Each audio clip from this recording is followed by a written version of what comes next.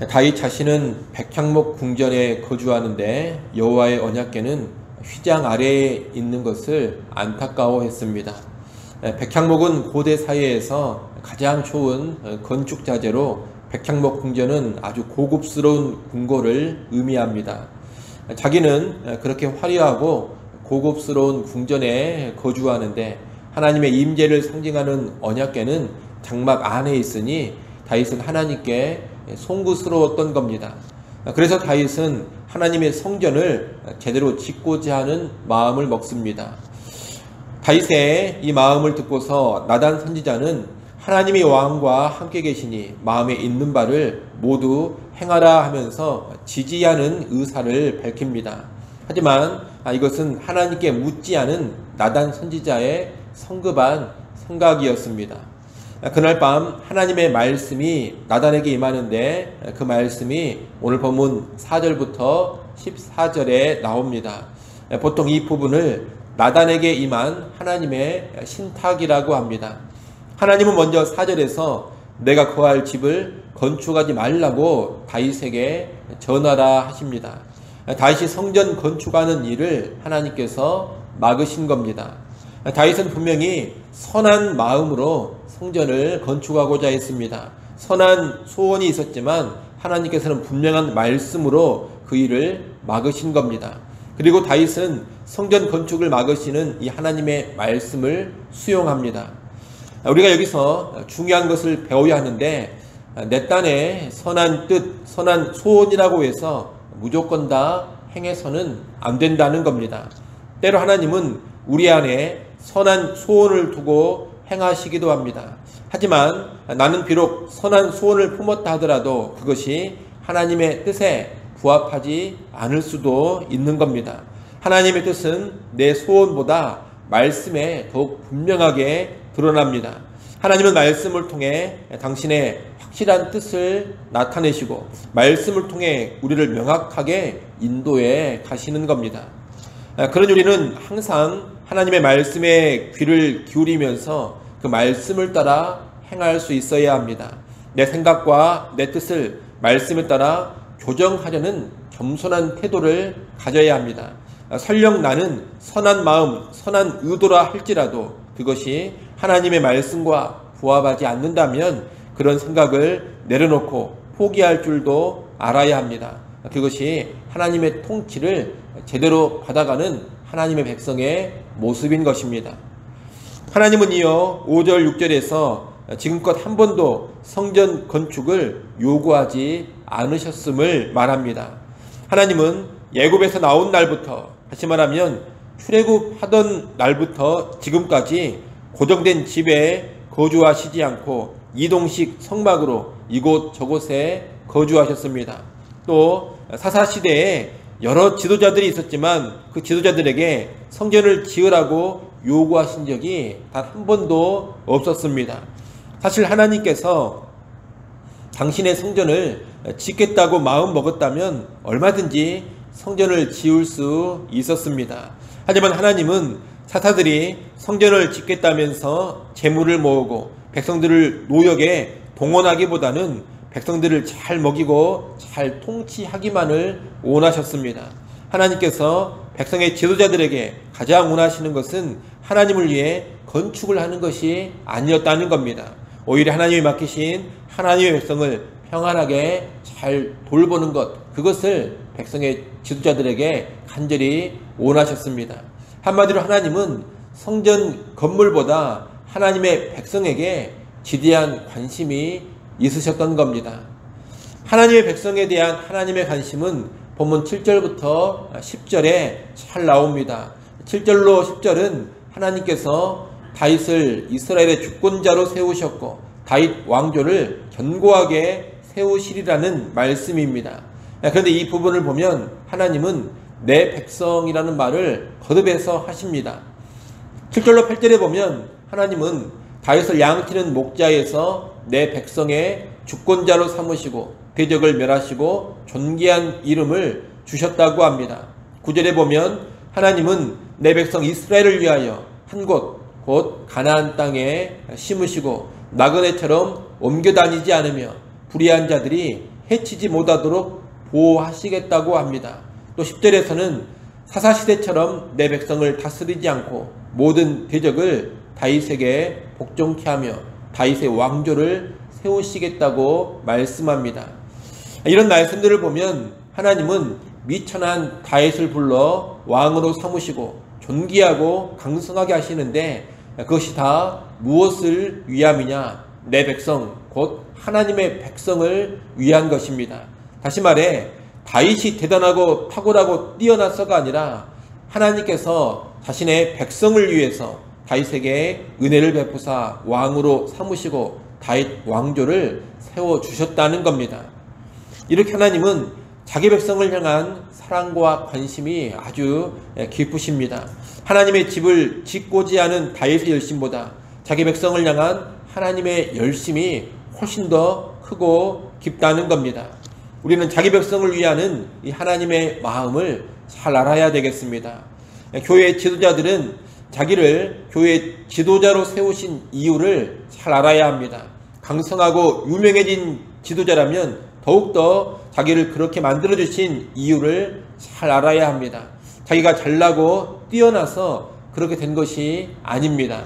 자기 잘난 맛에 살고 호의호식하라고 그렇게 된 것이 아닙니다. 하나님의 백성을 잘 돌아보고 하나님의 백성을 더 잘 섬기라고 하나님께서 그런 은혜를 주신 겁니다. 또한 여러 교회 사역도 백성을 위하는 하나님의 마음을 잘 알고서 감당해 가야 합니다. 그래야 하나님의 일을 한다면서 하나님의 백성을 고통스럽게 만들거나 하나님의 백성을 무너뜨리는 일을 하지 않는 겁니다. 자칫 잘못하면 지도자들은 하나님의 일을 한다는 명분으로 하나님의 백성을 영적으로 무너뜨리고 죽일 수가 있습니다. 교회 사역은 언제나 하나님의 백성의 안녕과 평안을 우선시하면서 이루어져야 합니다. 그것이 하나님 아버지의 마음입니다. 물론 이 말을 오해해서 사람의 비위를 맞추거나 성도들이 원하는 대로 지도자가 다 해주고 성도들이 하고 싶은 대로 내버려 두는 그런 식으로 나가면 안 됩니다. 이것은 또 하나의 잘못입니다.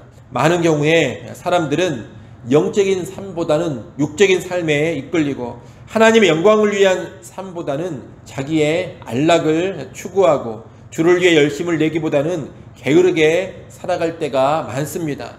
그러니 성도들이 원하는 대로 해주거나 하고 싶은 대로 하도록 내버려 두는 것은 오히려 그 성도들이 영적으로 죽어가는 일을 그대로 방치하는 일이 되어버립니다. 지도자들은 그런 잘못을 범하지 않아야 하는 겁니다. 오히려 성도들을 격려하고 도전하고 때로 꾸짖고 책망하면서 성도들이 마땅히 살아야 될 삶으로 이끌어 가야 되고 성도들이 자기 책임을 하나님 앞에서 잘 감당하도록 지도해 가야 합니다. 핵심은 이것입니다. 이것이 정말 하나님의 백성 성도들에게 영적인 유익이 되는가? 하나님의 백성을 정말로 평안하게 해주는 일인가? 이것을 고심하면서 지도자들은 사역을 감당해 가야 한다는 겁니다. 이런 고민 없이 그저 하나님의 일이라고 해서 다 밀어붙인다면 오히려 하나님의 마음과 멀어지는 사역이 될 수 있습니다. 또는 성도들을 희생양으로 삼아서 지도자의 욕심이나 야망을 충족시키는 사역이 될 수도 있습니다. 지도자들은 이것을 크게 경계해야 하는 겁니다. 우리는 하나님의 마음이 언제나 하나님의 백성에게 있다라는 것을 기억하고 하나님의 백성을 위하는 사역, 성도들의 영혼을 사랑하며 그들을 바르게 세우고자 하는 그런 사역을 감당해 갈 수 있어야 하겠습니다. 하나님의 신탁의 마지막 부분인 12절로 14절은 다윗의 자손에 관한 약속입니다. 하나님은 다윗의 아들 중 하나가 하나님의 집을 건축하도록 허락하겠다 말씀하십니다. 그리고 그의 왕자를 영원히 세워주겠다고 하십니다. 다윗이 성전 건축하는 것을 막으셨지만 다윗의 자손을 통해 하나님의 집 성전이 세워지는 것은 허락을 하셨고 그 자손의 왕위를 영원히 보장해 주신다는 겁니다. 하나님을 향한 특별한 열심을 품었던 다윗에 대한 축복의 말씀이라고 볼 수 있겠습니다. 하지만 이 축복 역시 단순히 다윗의 집과 다윗의 나라에 국한된 것이 아닙니다. 14절 말씀에 보면 내가 영원히 그를 내 집과 내 나라에 세우리니 이렇게 말씀하십니다. 하나님의 집과 하나님의 나라를 언급하고 계신다는 겁니다. 하나님께서 다윗 왕조를 견고히 세우시는 목적이 무엇이냐? 하나님의 집과 하나님의 나라를 위해서입니다. 그저 다윗 집안 하나 잘되게 하는 것이 목적이 아니라는 겁니다. 하나님의 집과 하나님의 나라를 든든히 세우기 위해서 다윗 집안에 축복을 주시는 겁니다. 우리는 하나님의 궁극적인 관심, 궁극적인 목적을 한시도 잊지 않아야 합니다. 하나님의 궁극적인 관심, 궁극적인 목적은 어디에 있느냐? 하나님의 집, 하나님의 나라에 있습니다. 우리는 이것을 늘 기억하면서 우리가 하나님께 받은 은혜, 하나님께 받은 축복이 있다면 그것을 가지고 하나님의 집을 위해서, 하나님의 나라를 위해서 살아갈 수 있어야 하겠습니다. 하나님이 주신 모든 은혜와 축복은 먼저 그의 나라와 그의 의를 구하라고 주시는 겁니다. 이를 꼭 기억하시고 하나님이 내게 주신 모든 은혜, 모든 축복을 오직 하나님의 영광을 위해, 하나님의 나라와 하나님의 집을 위해 아름답게 사용해가는 우리 모두가 될 수 있기를 간절히 축원합니다. 기도하겠습니다. 아버지 하나님, 나의 선한 소원, 선한 마음보다 하나님의 말씀에 더 집중하게 하시고 하나님의 말씀에 입각하여 살아가게 하여 주시옵소서. 비록 선한 마음, 선한 소원이라 할지라도 하나님의 마음에 부합하지 않는다면 내려놓을 줄 알게 하시고 포기할 줄도 알게 하여 주옵소서. 오직 하나님 말씀 앞세우며 살아가는 주의 백성이 될 수 있기를 간절히 소원합니다.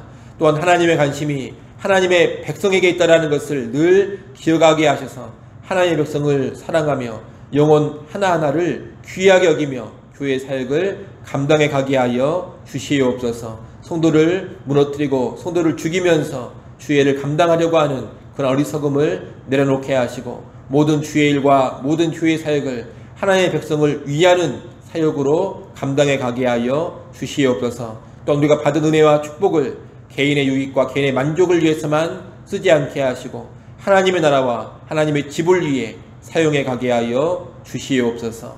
아버지 하나님, 또 이 시간 우리를 기도하는 자리로 불러주시고 다시금 하나님 앞에 엎드리게 해주셔서 감사합니다. 주님 앞에 나온 주의 백성들을 기억하여 보시고 하나님 은혜를 내려 주옵소서. 하늘 평안 누리게 하시고 주의 도우심을 누려가게 하여 주옵소서. 태풍이 오고 있습니다. 큰 피해가 없도록 하나님 은혜 내려 주시옵소서. 모든 영광의 성도들 눈동자처럼 보호하여 주시옵소서. 오늘 하루도 늘 주님과 동행하는 순간순간 되기를 소원하오며 예수님의 이름으로 기도드리옵나이다. 아멘.